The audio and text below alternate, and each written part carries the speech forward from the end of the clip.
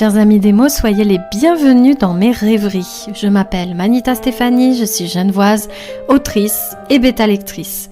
Voyagez dans mes univers à travers les différents tomes de ce podcast pour apprendre à mieux me connaître ainsi que mes différentes créations. Bonne écoute! La série J'ai fait un rêve me permet de vous expliquer par quoi sont passés mes projets de l'idée à l'aboutissement. J'espère que cela vous plaira. Tome 1. Les inséparables. Chapitre 9. Ultime chapitre de cette série. Il y aura d'autres épisodes, d'autres chapitres, mais c'est avec cet épisode que j'aimerais conclure la série J'ai fait un rêve avec mon premier roman à paraître le 20 mai aux éditions Cadaline. Oui, vous avez bien entendu, le 20 mai est la date de sortie officielle et au moment où ce podcast paraîtra, la date de sortie officielle aura été communiquée, donc je vous la laisse ici même. On a parlé de plein de choses pendant ce podcast. Comment est arrivée l'idée dans mon esprit? Comment étaient les inséparables 12 ans plus tôt? Comment ils étaient 12 ans plus tard, juste avant de recommencer l'écriture? Comment j'ai trouvé un cours d'écriture pour professionnaliser cette histoire et aller au bout du processus d'écriture. Mais avant ça aussi, comment j'ai construit la biographie des personnages, comment ils ont grandi, comment certains ont changé de nom, comment certains sont apparus. On a parlé aussi du plan et de la structure, du choix de la narration, s'il fallait parler en jeu, s'il fallait parler du point de vue d'un seul personnage, ou plutôt au passé, ou plutôt de plein de points de vue de personnages différents. On a parlé de l'écriture du premier jet, de la réécriture du début, encore et encore, du retour et de la gestion des retours des alpha-lecteurs, des bêta-lecteurs, et enfin l'épisode d'avant, on a parlé des corrections, toutes incluses, c'est-à-dire alpha, bêta-lecture, personnelle et éditoriale. Mais alors, qu'est-ce qui reste? Eh bien, c'est pas parce que le roman est terminé, en termes d'écriture, en termes de correction, que le processus est terminé, parce que c'est une grosse étape que de sélectionner les maisons d'édition qui pourraient accueillir cet enfant littéraire. Alors c'est sûr, j'ai pas besoin de lui apprendre à être propre, j'ai pas besoin de lui apprendre à manger, à marcher tout seul, mais bon, j'ai dû quand même lui donner des ailes, et c'est un petit peu le processus que je vous ai raconté depuis le début, de l'idée qui a germé dans mon esprit il y a à peu près 15 ans maintenant, est sorti un manuscrit, et ce manuscrit, je ne voulais pas l'envoyer n'importe où. Je vous conseille volontiers la chaîne YouTube de Samantha Bailly parce que c'est grâce à elle et grâce à sa chaîne à l'époque que j'ai pu me mettre vraiment dans cette histoire de processus d'écriture et surtout de me conditionner en fait pour arriver à un point de vue différent. C'est-à-dire qu'avant, j'avais un rapport très très émotionnel à mes romans, à mes histoires, et c'est toujours le cas pour l'une d'entre elles d'ailleurs, le deuxième roman dont je vous ai déjà parlé. Mais pour Les Inséparables, j'ai aussi fait ce processus de détachement émotionnel, parce que à partir du moment où j'ai préparé les envois en maison d'édition, je me suis dit que ce roman ne m'appartiendrait plus, du moins pas totalement. C'est-à-dire que c'est un peu comme s'il était sorti de moi, c'est pour ça que je fais cette comparaison avec l'enfant. Après une gestation, après un ventre qui grossit, là c'était les pages qui grossissaient, et puis un accouchement parfois un peu difficile, qui peut s'apparenter un petit peu aux corrections, à la réécriture, et ensuite au fait de lui donner de l'autonomie, de la légitimité, le fait qu'il puisse ensuite se débrouiller tout seul dans ce monde de brutes, en choisissant un peu les filières où il pourrait trouver du soutien suffisant, des mentors et des personnes qui sont d'accord de le porter jusqu'au monde en fait, jusqu'au lecteur. Je suis assez fière de cette métaphore. Dans les vidéos de Samantha Bailly, ce qui m'avait un petit peu surprise, c'était qu'elle conseille de ne pas choisir plus de 6 maisons d'édition. Et en fait, quand j'ai regardé combien il y avait de maisons d'édition, déjà c'est pas possible de savoir. En plus, il faut choisir si on se cantonne à notre pays ou si on part sur d'autres pays. Et puis, le plus difficile pour moi, c'était de mettre Les Inséparables dans des cases. Parce que oui, malheureusement, que ce soit en Suisse, ou en France, puisque c'est sur ces 2 pays que je me suis concentrée, puisque je suis genevoise, donc pour moi c'était inconcevable de ne pas envoyer mon roman en Suisse, et en France parce que c'est quand même un grand pays, mine de rien, et que sur les réseaux sociaux, et même dans mon entourage, j'ai pas mal de personnes françaises, d'un peu partout en France d'ailleurs, qui voulaient découvrir ce livre et qui auraient pu, potentiellement se le procurer aussi là-bas. En France, il y a beaucoup plus de moyens qui sont mis dans la diffusion, donc souvent, les diffuseurs de maisons d'édition françaises, même si c'est des petites maisons d'édition, sont disponibles en librairie et autres. Donc je voyais pas mon livre disponible uniquement en numérique, ni uniquement en papier. Et puis, surtout, j'avais de la peine à le catégoriser, mon roman, parce que dans ma tête, quand je l'ai écrit, j'avais pas l'esprit d'écrire, par exemple, une romance de Noël. Là, ça aurait été beaucoup plus simple. J'avais l'idée d'écrire leur histoire, d'écrire le drame, d'écrire... oui, il y a un peu de romance, mais le fond de l'intrigue, c'est pas la romance, c'est comment ils vont se rétablir, etc. Donc j'ai, de fil en aiguille, pu construire l'identité de mon roman, me dire qu'en fait c'est de la tranche de vie, mais la tranche de vie c'est pas vraiment un genre, mais par contre il y a des maisons d'édition qui cherchent des romans de tranche de vie. Ensuite il y a une notion de drame, mais on n'est pas sur le drame théâtral, on est sur le drame parcours personnel, réaliste, des choses comme ça. Et puis, pour le côté romance, j'ai un peu occulté ces maisons d'édition où il n'y a que de la romance parce que, il y a beaucoup de romance, mais c'est pas par cette romance qu'ils arrivent à s'en sortir, c'est par le tout, c'est par leur amitié, c'est par tout un tas d'autres thèmes d'ailleurs que je vous présenterai bientôt, qu'on arrive à traverser toutes ces épreuves dans Les Inséparables. Donc, j'ai pas vraiment créé de catégorie, mais c'est en regardant aussi un petit peu beaucoup, je dois dire, le catalogue des maisons d'édition. Et un conseil que j'ai retenu de Samantha Bailly, c'était de regarder dans sa bibliothèque et de voir dans quelle maison d'édition se trouvent les livres qu'on aime lire et qui pourraient se situer à peu près dans le même genre que le nôtre. Alors c'est là que j'ai eu un peu de peine, c'est-à-dire regarder dans ma bibliothèque, aucun problème, mais alors trouver des livres du genre du mien, alors que je savais pas quel genre c'était un peu plus compliqué. Du coup, 6 envois, ça me semblait pas possible. Il y a un contraste intéressant par contre que j'ai relevé en Suisse et en France. Déjà en Suisse, on est beaucoup sur des maisons d'édition qui sont très centré papier. Donc, il faut savoir que sur l'entier des envois que j'ai dû faire, il y a 6 envois papier que j'ai dû faire. Et étant donné la pavasse que mon roman était, ça m'a fait un sacré budget. Tout compris, franchement, pour être totalement transparente avec vous, envoi plus impression, ça m'a fait 500 francs, qui sont à peu près équivalents à 500 € quand même, hein, juste pour 6 envois en maison d'édition. Et il faut savoir que les 6 ont refusé mon roman, voire ne m'ont pas répondu. Donc c'est un investissement aussi qu'il faut prendre en compte. Le reste des autres maisons d'édition, puisqu'au total, je vous le dis, j'en ai choisi 22. Eh bien, le reste fonctionnait soit par envoi mail, soit par envoi de formulaire sur leur site internet directement. Je n'ai pas pu sélectionner moins de maisons, tout simplement parce que en Suisse, notamment, il y a beaucoup de maisons qui sont catégorisées comme des maisons d'édition généralistes, voire de littérature blanche. Et le problème de la littérature blanche, c'est que tout est confondu. Donc en fait, les maisons d'édition suisses, à moins que le message soit très clair, c'est très varié, c'est toujours très éclectique. C'est difficile en fait de se dire je vais aller dans cette maison d'édition parce qu'il y a 26 ouvrages qui traitent des thèmes que j'ai abordés.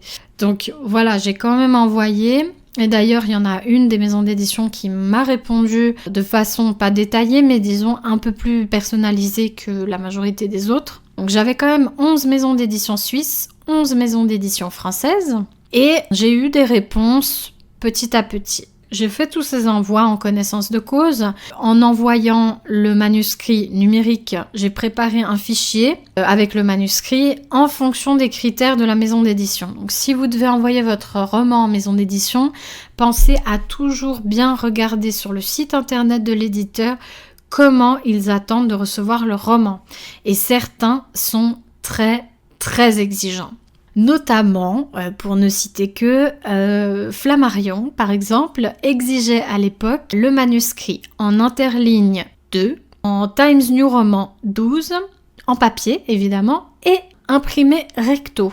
Alors, autant dire qu'avec mes 398 pages, ça m'en a fait 600. Donc, impossible de le relier, hein, c'était trop épais. Et j'ai dû l'envoyer dans une boîte, les gars. Dans une boîte. C'était un colis, le truc. Et ils m'ont répondu non. Ils m'ont répondu non.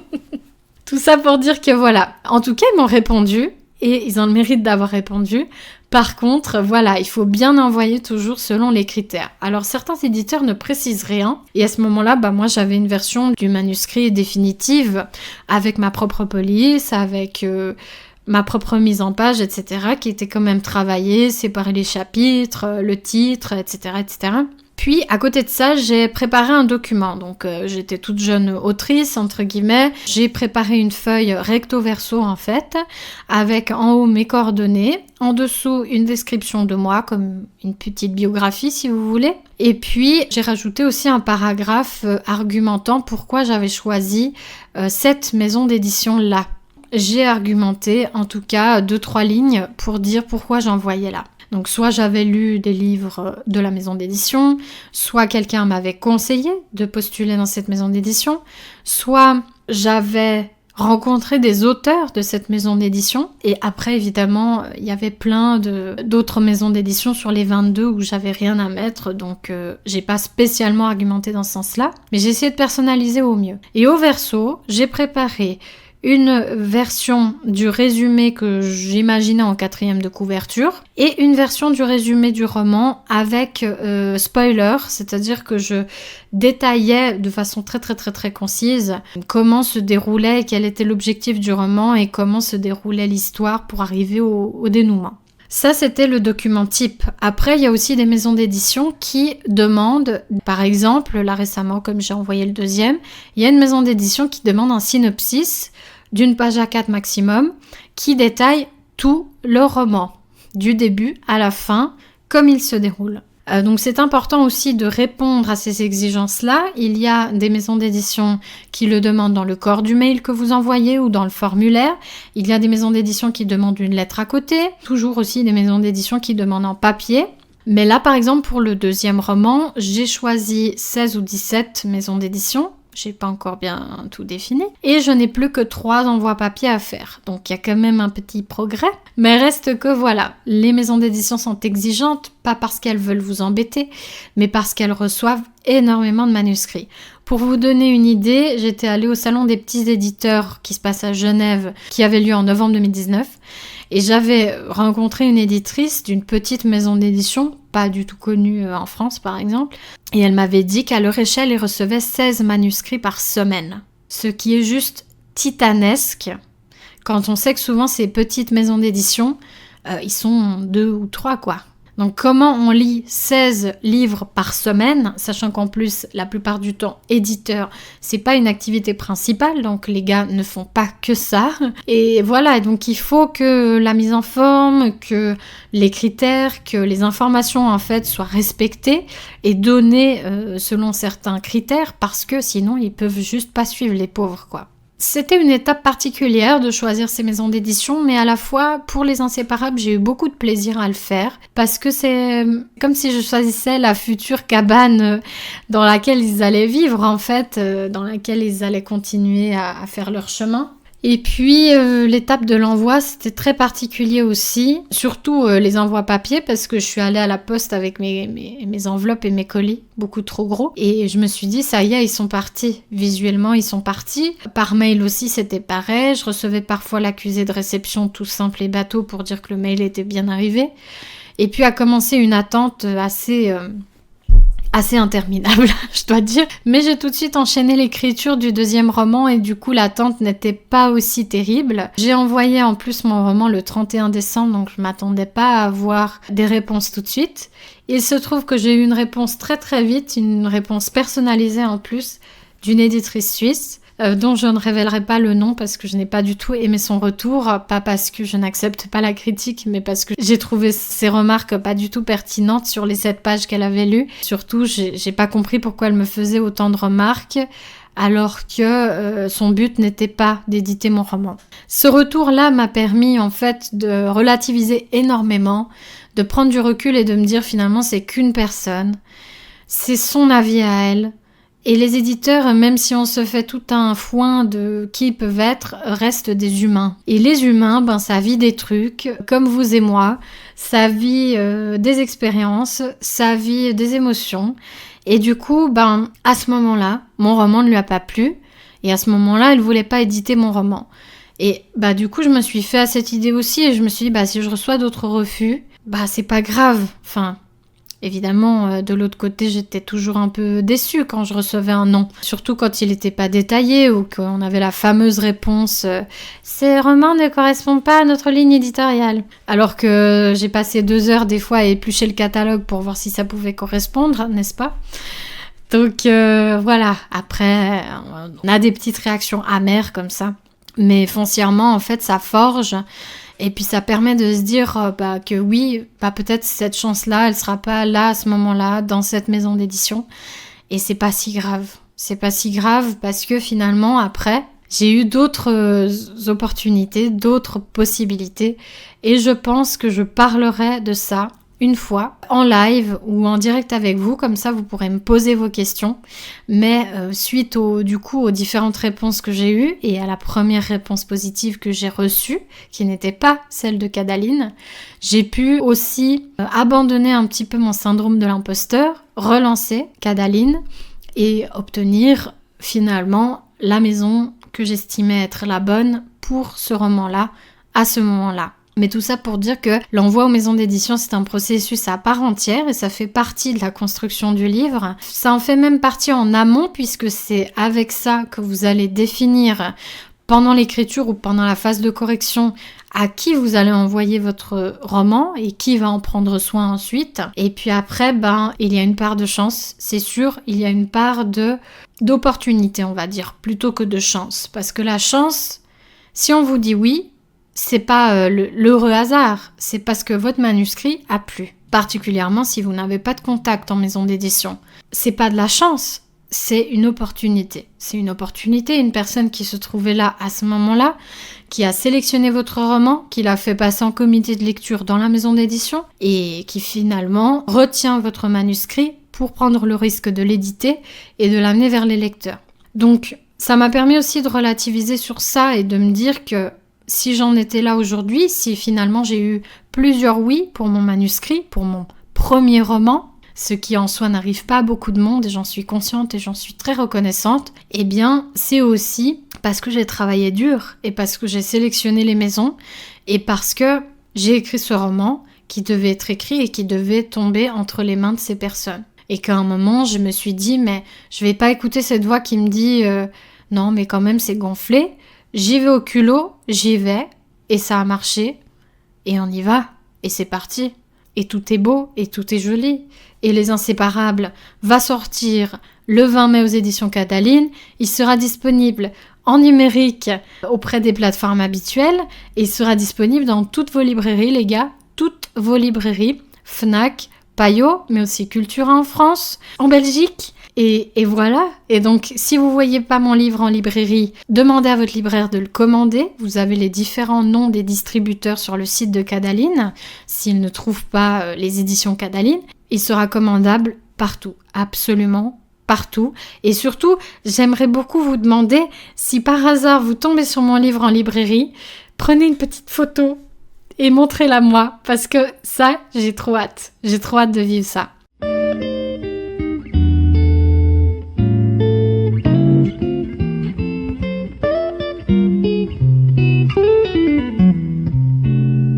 En tout cas, c'était un immense plaisir de vous recevoir sur ce podcast. N'hésitez pas à le partager toujours, à en parler autour de vous parce que je serais très heureuse qu'il y ait plus d'écoute sur ce podcast et que ça fonctionne et que vous soyez tous au courant des secrets du processus d'édition des Inséparables. En attendant de prochains épisodes, peut-être sur une autre série que j'ai fait un rêve ou peut-être pour celle-là avec un autre tome, je vous dis à tout bientôt et je vous souhaite de belles lectures, une belle lecture de mon roman, une belle lecture de plein d'autres livres et une belle écriture aussi si vous êtes auteur, autrice, une belle édition si vous êtes éditeur, une belle chronique si vous êtes journaliste ou chroniqueur sur les réseaux. Je vous souhaite tout de bon et je vous dis à bientôt et surtout, À bientôt entre nos lignes. Ciao!